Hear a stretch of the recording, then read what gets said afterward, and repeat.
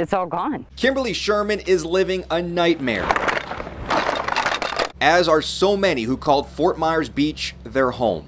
This is the family's beach house, you know? It's all their memories. Kimberly's house on Flamingo Street looks like so many at every turn and crossroad. I'm in shock. While trying to pick up any remaining pieces she can, she needs to put a mask on just to enter her own home. Hon, you should be wearing a mask. The smell of mold is everywhere and only getting worse each day. It took over the whole house. That water was just too strong. And this is what we're left with. Climb over, I guess. As bad as the house looks now, during Hurricane Ian, Kimberly and her family are grateful to be alive after initially staying in their home during the storm. Her husband Jason grew up in this home as a child and had experienced storms over the years, but nothing like Hurricane Ian. This was my first hurricane, and it's going to be my last, because this was just too much. But he said, Kim, last time Charlie came, we just thought 3 feet of water. We didn't think it was going to cover our whole damn house. To get to higher ground, the family went to a nearby hotel, the Outrigger, even while standing on the 2nd floor. The surge reached them, the water making its way across the street to Kimberly's house and others on Flamingo Street. We could have died that night. I mean, we did. We called our families to say bye. We didn't think we were going to make it. Kimberly, along with all her neighbors and nearly all those on Estero Island, must now start to put the community back together. Contractors on the site admit the rebuild of the island community will not be a quick one. Honestly, maybe a year and a half. I mean, we're so far out. The infrastructure, we've got a lot of damage that's going on here. It's just overwhelming how much the damage we have. And the viscosity of this storm, it just leveled practically everything. Before even plans to rebuild can be in place, all the debris on Estero Island needs to be removed. Even permits may be challenging with the way this community will need to be rebuilt. We weren't ready for this here. A lot of code changes are going to happen. Estero says those changes include homes being built for higher wind speeds with 210 mile-per-hour minimums to meet code, and homes that were already built on stilts 15 to 20 feet above ground being built up even higher. As for Kimberly and her home on Flamingo Street, This is where we called home. All our friends live here. This is where I worked the last 5 years. I mean, this is home. And I wouldn't have it any other way. the journey to one day moving back in begins now. We could rebuild stuff. You can't bring back people. In Fort Myers Beach, Asher Wildman for Spectrum News. Happy birthday to you. It doesn't matter if you're a regular, a snowbird, or heck, a tourist. All year round at the Sunflower Cafe, We toast. waitress Jennifer Cusack Actually, we can leave this here. serves them all. But in the months ahead, there may not be many to sit in her section. We have absolutely no idea what to expect with all the areas around here completely wiped out. It's the upcoming fall and winter months Jennifer relies on. We seriously depend on snowbirds and tourists, especially in this area, for our livelihoods for the most part. From the months of November through March, Jennifer says that generates roughly 60% of her annual income. And while some can still come to eat, the problem for others is where to stay. The destination's no longer here, really. And if travelers want to book a fishing trip, that could be a problem. Until the resorts come back and all the businesses come back, there's really no reason for people to come. With more than 100 fishing charters in Fort Myers Beach alone, the reality is captains like Scott now are looking to cut bait. Oh, it's really sad. I mean, there's so many people that lose their livelihoods now, not just the fishing captains, but all the restaurant owners, employees of marinas, deckhands, everybody really. Lee County had back-to-back record years in tourism development tax collections coming out of the COVID pandemic. Problem is, captains like Scott have been experiencing rough waters for quite some time.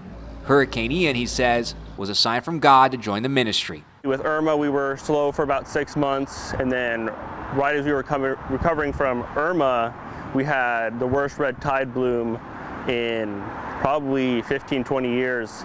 and that took our industry out for another, say about another year as well. And we were just starting to recover. Business was picking back up in March of 2020 when the pandemic hit.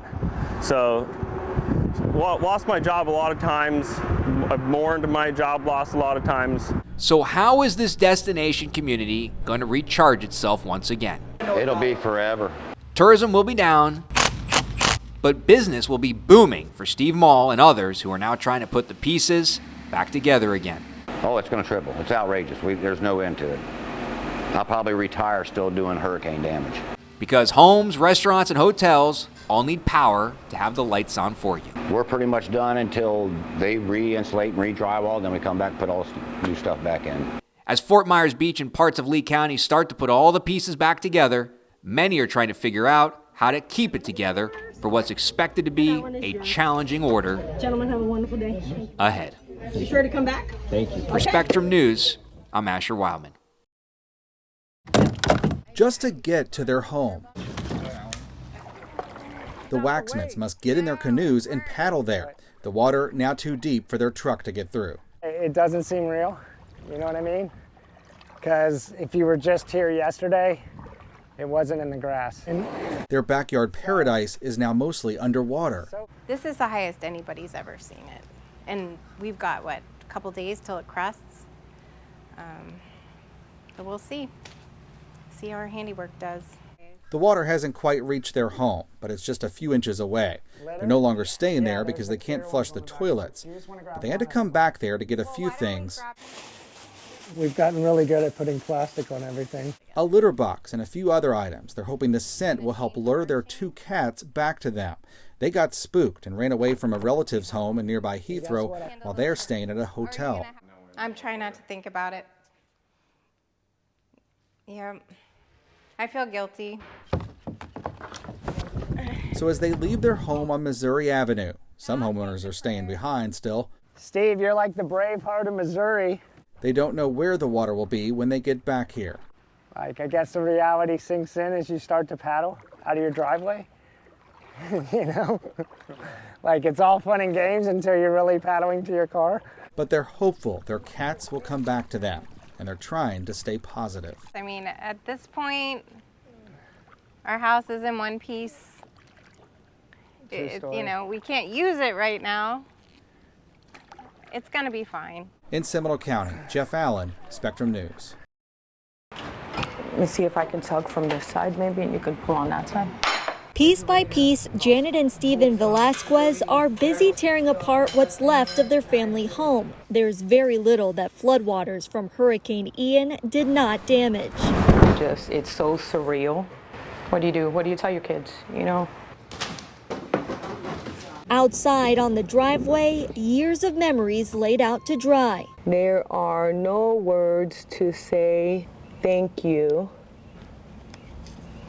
I can't make out the rip. Oh no, I'm not even gonna try to rip. Having been a teen mom and the first person from her family to graduate college, these notes and mementos from her children have always been a source of strength for Velasquez, reminding her what she worked so hard for. Having weathered many storms in this home, she didn't think they were at risk. I never imagined flood. Despite not being in a flood zone here, as the storm hit East Orange County, water rushed into their home.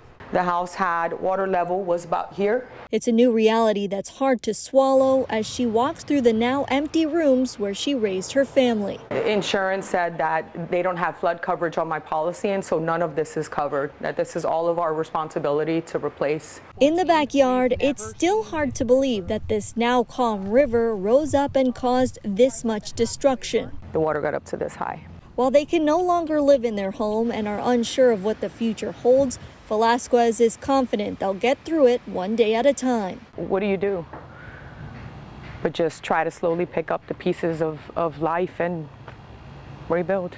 In Orange County, Nicole Griffin, Spectrum News.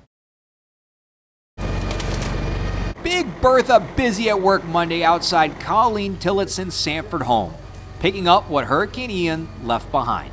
It was very loud and quick and disturbing. Entering the week, Seminole County has been able to remove 20% of all the yard and vegetation debris. Colleen has been patiently waiting her turn. I know it's going to take a while. There's a lot of debris and there's a lot of houses in the world, so. The west side of the county was where the worst affected or the most debris was generated by the storm. Trying to arrange, solve, and coordinate more than 500,000 cubic yards of vegetation is Hector Valle, who knows trucks will be scooping, collecting, and driving away from over 200,000 county homes. Currently are working 7 days a week for 12 to 14 hours a day while they have sunlight, collecting. But then at the sites, they're working even longer hours, grinding the materials. What started here in Colleen's yard and took several hands and man hours before Bertha came, just a few days, and other people were helping too. Will soon become mulch for areas around the county, sod farms, and even the landfill to cover daily waste. Sometimes you can't solve everything and fix it all at one time. It takes time. It don't happen overnight. And this cleanup won't. In Seminole County, Asher Wildman, Spectrum News.